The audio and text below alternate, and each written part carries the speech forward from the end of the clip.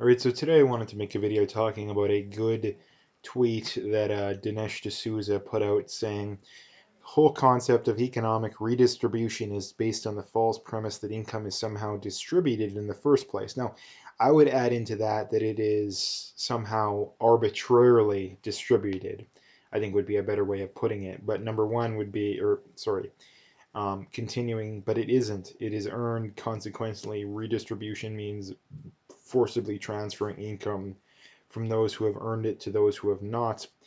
Um, and I mean, one of the points I wanted to bring up is address this first comment, which is what you constantly hear from all the zombies on the other side saying, um, it is more about paying hardworking people more money per hour. Trickle down does not work. It should pour down to workers that just spend some more money, live better, don't worry, continues to trickle up. Now, again, the people who make this point, they have really no idea what they're talking about. In that, if there isn't a, I don't know what the there needs to be a gap, I guess. This is something that it's very short-sighted, ignorant thinking in that these people believe, I mean, for starters, again, they believe that income is just arbitrarily distributed because to have the belief that they have, you must have to believe that it's somehow just arbitrarily distributed, which isn't how it works. It's not how it works. Now, trickle down economics is kind of something that's constantly taken out of context, and it's not really something that you'll never hear. I listen to many people that are on the more Austrian free market side of economics, and I've never once heard them, literally never once, heard them bring up trickle down economics. This is something that the socialist lights types like to bring up to somehow debunk their worldview. The problem I have with these people is, I mean, it's not based on helping the poor. Again, they always frame their worldview around, oh, we want to help the poor and the downtrodden, but they don't actually believe that. And at the very least, they believe something different in that they don't believe what they believe because their goal behind this whole tax the rich and give it to the poor, it's more based in wanting to take from the rich than it is based in helping the poor. And the reason that you know that, I mean, I think there's many reasons, but one of the best reasons that I always bring up is that if the socialists actually believed what they believe, they would be calling for their own area, right? They would want their own country, and they would be like, hey, you guys want to do your, draconian, stupid trickle down economics, free market, if you want to do that, go ahead, do it, but let us have our socialist system. But they don't want to do it. They don't want to do that. And why is that? Is because they're more motivated behind wanting to take from the rich than they are to help the poor. Because the people who believe this kind of stuff, they're the kind of people that they want to take money from other people and use it for themselves. And they pretend and they put up this false wall that it's we want to help the poor, but the reality is that they want to take from the rich. That's what the reality is. And if they would just admit that, it would be a lot easier. So this is one of the first things I wanted to bring up. Now, the other thing too, when it comes to the whole redistribution stuff and how do people get rich too? Well, this is another very false premise thing that I think when it comes to these kind of people, like this first person in the comments here, they're almost always just projecting in that they base their worldview based around their worldview and their worldview only.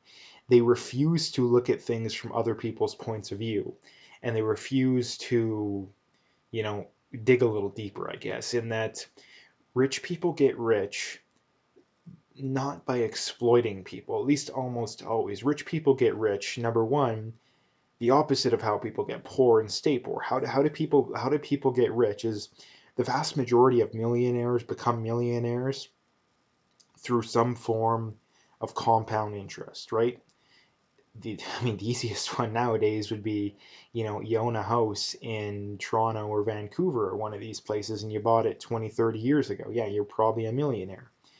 The other ways are through investment, right? Through investment, through real estate, through your personal investment, stuff like that. So again, people get rich by providing value to other people. I mean, there is some exploitation, bad stuff that goes on. I always have always said that, but the reality is that to get rich, you have to do it based off providing more value than the competition. How did Jeff Bezos get rich? He got rich because he provided so much value, so much convenience, and that you can buy whatever product you want to buy for just as good of a price, but it'll show up on your doorstep. You don't have to worry about going out to the store, right? So again, why is Jeff Bezos making so much money? Well, number one, he doesn't actually make that much money. I mean, the vast majority of his wealth is tied up in Amazon stock, which means it's not actually money in his bank account like a lot of these idiots believe. And again, this is one of the points that I brought up a lot before, that the amount of people that think that when they see someone's net worth that they actually have that much money in their bank account is frankly astounding. And I think it's pretty much one of the many pieces of evidence that all the pieces of evidence that you need, it points towards the public schools and the universities have completely failed people. Because again, there is nobody, especially in Canada, but I don't even think Jeff Bezos has $1 billion in a bank account. He probably doesn't even have 100 million. In fact, I would probably say that there is no one individual that has over $100 million in a single bank account. I would bet money on that. Now, when you add up the value of all their liquid assets, yeah, probably, but not in a bank account. So again, this is the other thing that these people seem to believe, that because they have billions of dollars just sitting in a bank account, which is again just a confession of just how ignorant these people are. Because again, when you have money in a bank account, you are losing money with said money, because again, you have inflation running at 2-3% a year. If you have $100 million in a bank account and you just leave it there for a year, well, guess what? Now you have 98 million. Well, again, you don't physically have 98, you still have 100, but the purchasing power has gone down 2 or 3%. So again, rich people recognize that and they say, hey, if I want to make money, I need to invest my money in ways that I can make more money. This is again just one of the many reasons why people like this are just so stupid. It's not even funny. Because again, rich people are smart. The reason why rich people are rich is because they're very good with their money. They're very smart. Now again, did they earn a lot of those smarts? No, but that's just the way the world works. And again, the thing that really bothers me most about these people is that yes, it's unfair. A lot of this stuff is unfair, but that's how life works. The reality is we should be figuring out ways to bring up the poor, right? This is the thing that really bothers another of the many things that really bothers me about these people is that their entire worldview when it comes to this kind of stuff is how can we take from the rich, right? That's all they're worried about. But the reality should be how can we bring up the poor, right? How can we bring up the poor? Again, because if it was up to them, if it was completely up to them, the poor wouldn't be any better off. The poor wouldn't be any better off than they are right now, because whenever you justify where they're at, you're only going to keep them where they're at. Again, I mean, not to mention too, the reason why the poor the poor is such a problem in nowadays is, well, there's actually many reasons. There's more reasons than one could bring up in a video. It would take hours to go over them, but in a nutshell, I think the biggest reasons are, number one, the government does such a terrible job of educating people. That's the first one, being that, this is another one of the many contradictions of the leftist worldview. On one hand, they'll defend public schools, thinking they're the greatest thing since sliced bread. But on the other hand, they'll say, yeah, public schools do such a bad job educating people that they're not even worth $15 an hour coming out of them. So again, which one is it? Are public schools good, or are people actually are they good and educated, or do we need to raise the minimum wage? Because if you're arguing to raise the minimum wage, then you're arguing by definition, by default, that public schools have done a bad job educating people. So again, that's one of the first things, is that schools do such a terrible job educating people that they're not worth enough money to be above the poverty line, to be able to afford your own place and all that kind of stuff on your own. Because again, $15 an hour, that's not going to cut it, especially in a city. Um, so again, that's the first problem, is public schools does do such a terrible job educating people. Number two, I think, is mass immigration as well. Mass immigration has drove down wages. If you look at median individual earnings over the last 20 years, they've basically not even moved. They've basically not even moved.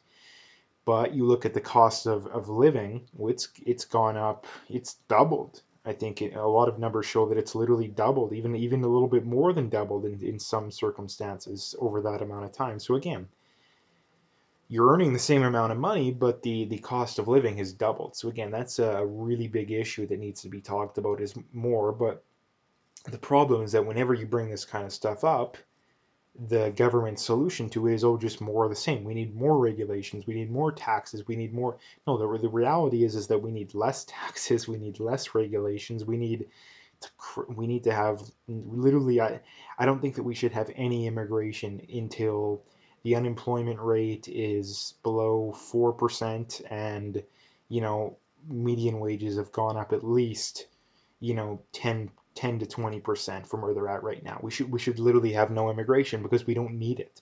The only way we need immigration is if the amount of outstanding jobs available is more than the amount of people that are looking for said jobs. That is the only way we need immigration. Again, so I think those are the two biggest ones. But and I mean the other big ones would be, yeah, we need to massively deregulate. We need to massively cut, not massively, but we need to cut some taxes. And I think another big thing too is that we got to stop encouraging people to go to college, you know, go to college for stuff that really doesn't matter. Like 90% of people should not be going to college, right? 90% of people should not be going to college. I think that's another big thing that's holding people back, is that up until like the 1970s or 80s, you didn't need a degree for the vast majority of jobs. Then up to that, yeah, you need a degree, but now there's so many people that need degrees, or sorry, so many people that have degrees that they're basically meaningless, especially for the more like the arts ones. Like you got an arts degree nowadays, it's pointless. You spent $100,000 to do something that didn't raise your economic value one bit, right? Not one bit. So now it's, oh, not only do you need a degree, but you need even more than a degree, right? You need master's degrees, you need PhDs, you need doctorates, you need all this garbage. But the reality is that you shouldn't need that, right? Like someone coming out of high school should be able to get a job for 15 bucks an hour or whatever it is, or maybe they work for free until they gain said experience required to do whatever job it is, and then they get paid, right? Rather than paying $100,000 to some college, you pay, I don't know, $10,000 to some business. They teach you what it takes to do the job, and then you do the job. Like, this is the other thing that I can't stand about things nowadays, is that people argue that spending 4 or 5 years of your life and $100,000 is the most timely and economically efficient way to gain the experience to do whatever job it is you're looking for.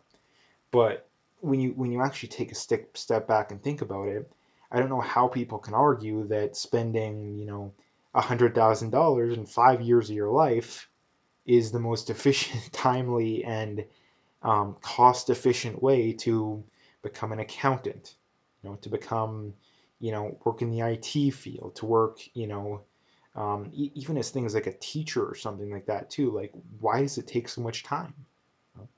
The reality is it takes so much time because the colleges want to make a lot of money, right? Like this people always constantly complaining nowadays about how much the cost of college tuition has gone up, but yet they never bring up how the colleges are greedy, right? Like idiots like this in the comments section, they never bring up how the colleges are greedy and they're just trying to make a quick buck. Like they never bring that up, and they never bring it up because it's a political thing. Like the colleges and the universities are run and are overwhelmingly on the left, so they'll never get criticized for being greedy and exploiting people when they're about as greedy and exploitive as any industry that exists these days, right? Like it's very ironic. So yeah, to sum it all up, I think he makes a very good point in that um, economic wealth, wealth in general, it's not arbitrarily distributed. The only way that the redistribution argument makes sense is that if it is arbitrarily distributed, which it isn't. So again, that's kind of in a nutshell, that's what makes sense. And that's the problem too, is that by taking stuff from other people, you're just de-incentivizing those people from producing. But again, that's another whole topic in and of itself. And again, this is one of the other many things that really bothers me about the wealth redistribution crowd is that they never acknowledge that if they go too far, they're basically paying people to not work and to take massive amounts out of the system and not put anything in. They never acknowledge that. And they never acknowledge the downside to that. And that's something that really bothers me about those people. But like I said, that's kind of a different video in and of itself. So I'm gonna leave it there. If you like the video, make sure you hit that like and subscribe. Make sure you check out the links below. Follow me on those other platforms. If you want to donate, you can do that as well. But like I say, I appreciate whatever support I can get. And yeah, that is that. I'm going to leave it there. Stay tuned for more.